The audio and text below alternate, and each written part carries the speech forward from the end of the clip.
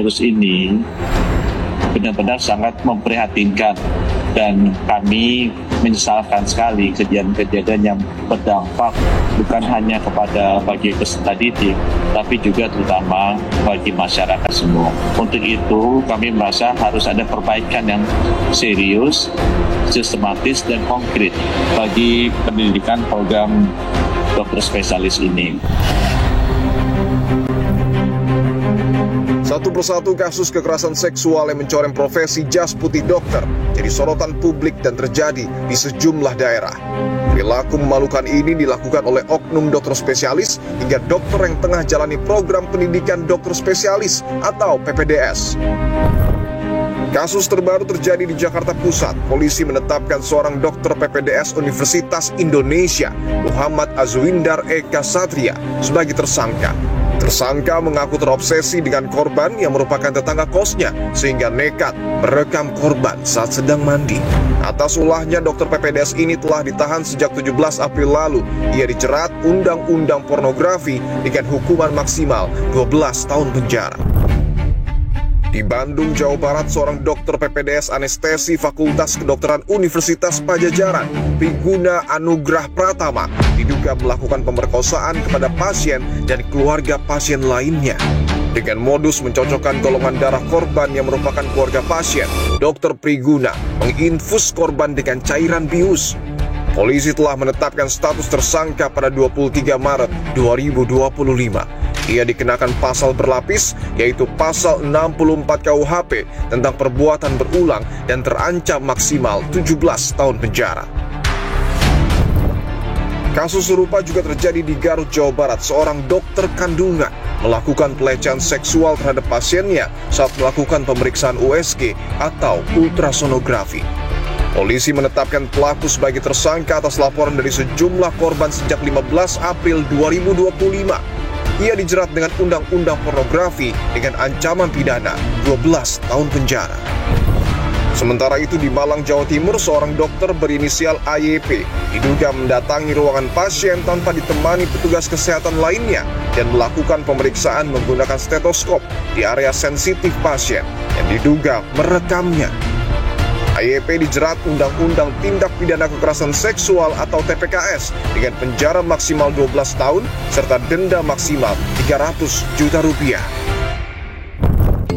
Sungguh ironis, profesi dokter yang seharusnya menjunjung tinggi nilai-nilai kemanusiaan malah membuat kegaduhan. Salah satu isu kronis yang diduga menjadi pemantik munculnya polemik dalam dunia kedokteran mencuat, yakni terkait kondisi kejiwaan dokter yang tengah jalani pendidikan dokter spesialis. Berdasarkan data screening yang dilakukan oleh Kemenkes kepada 12.121 mahasiswa PPDS di Rumah Sakit Vertikal pada Maret 2024, diketahui para dokter alami depresi. Sebanyak 41,7% dokter alami gejala depresi minimal, diikuti 35,9% dokter yang mengalami depresi tanpa gejala. 16,3% dokter menggejala depresi ringan, 4% gejala depresi sedang, sedangkan 1,5% atau 178 dokter alami gejala depresi sedang berat, dan 0,6% atau sekitar 75 dokter dengan gejala depresi berat. Pemerintah melalui Kemendikti-Saintek bersama dengan Kemenkes ambil langkah tegas agar kejadian serupa tak terulang kembali. Kemendikti-Saintek bersama Kementerian Kesehatan telah membentuk komite bersama untuk menyusun pedoman pencegahan dan penanganan kekerasan di pendidikan kedokteran. Juga diharapkan bisa dipastikan terjadi perubahan, terjadi perbaikan, sehingga sistem pendidikan profesi dokter spesialis itu dapat berjalan dengan seharusnya. Kekerasan seksual yang dilakukan para pelaku menjadi sorotan serius. Tindak pidana dan penyalahgunaan profesi dokter harus diiringi dengan sanksi hukum yang tegas demi melindungi masyarakat.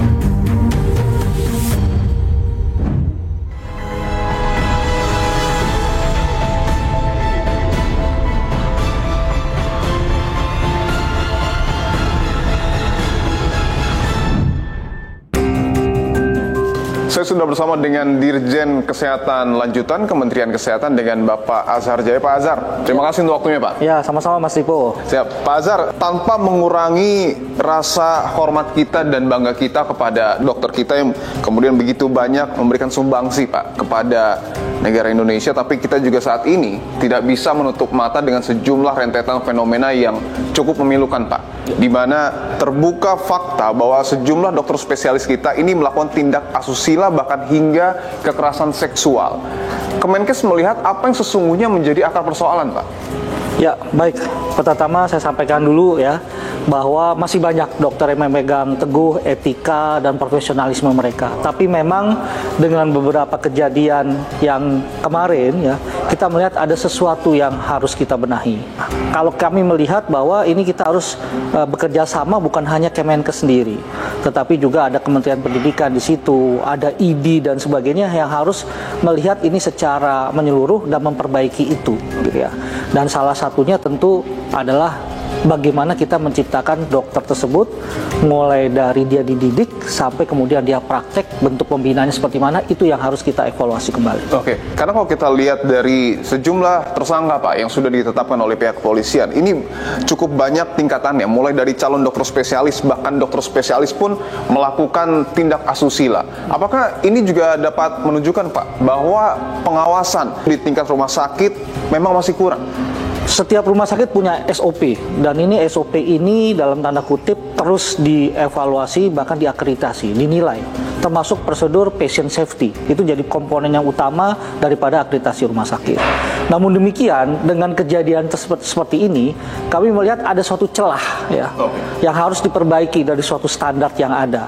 Nah, inilah yang kami akan benahi. Pak, kita tahu dalam konferensi pers gabungan yang dilakukan oleh Kemenkes, Kemendikti Saintek bersama juga dengan sejumlah stakeholder lainnya, ada evaluasi yang secara tegas sudah disampaikan oleh Menteri Kesehatan kita, Pak Budi Gunadisadikin. Yang pertama adalah terkait dengan tes psikologi, Pak, yang kemudian akan dilakukan untuk calon peserta PPDS. Kan bukankah ini sebetulnya sudah pernah dilakukan atau sudah lama dilakukan juga jadi standar, Pak? Ya, jadi begini.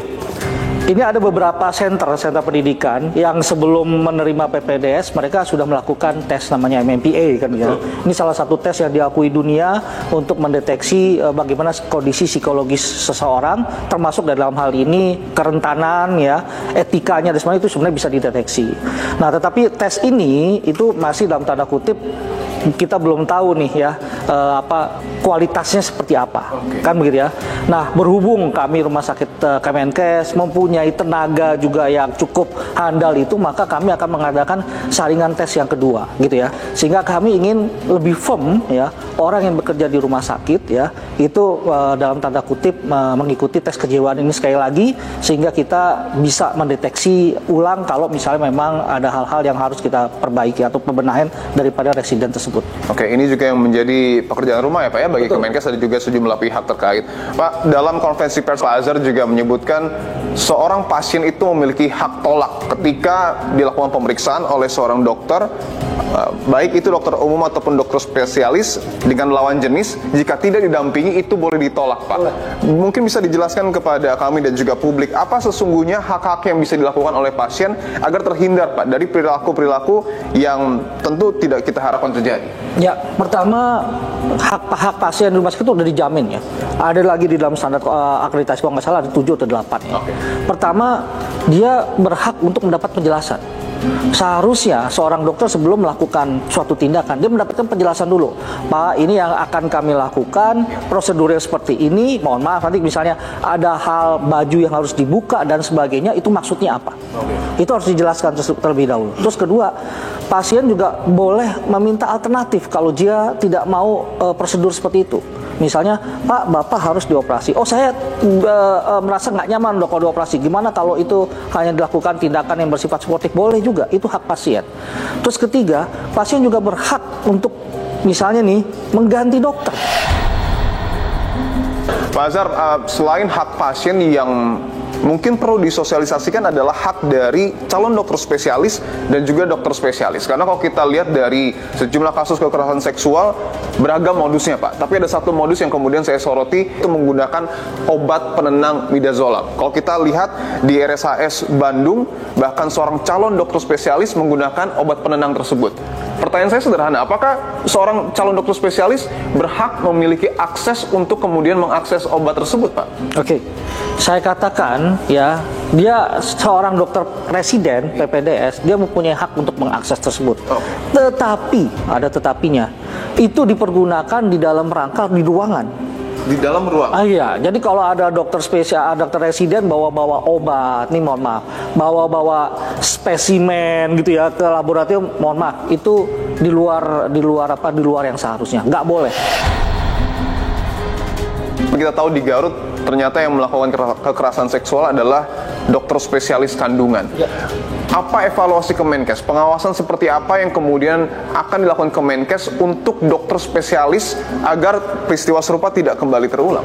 Ya, ini sebenarnya nggak adil juga ya. Kalau misalnya semuanya dibalikan ke Kemenkes. Ini semuanya masyarakat juga, ID juga punya peran di situ ya. Untuk membuat efek jerah, sekarang di Kemenkes ini, khususnya di Dijanakes itu ada namanya sistem SISDMK ya, sistem informasi sumber daya kesehatan. Di situ ada logbooknya tuh.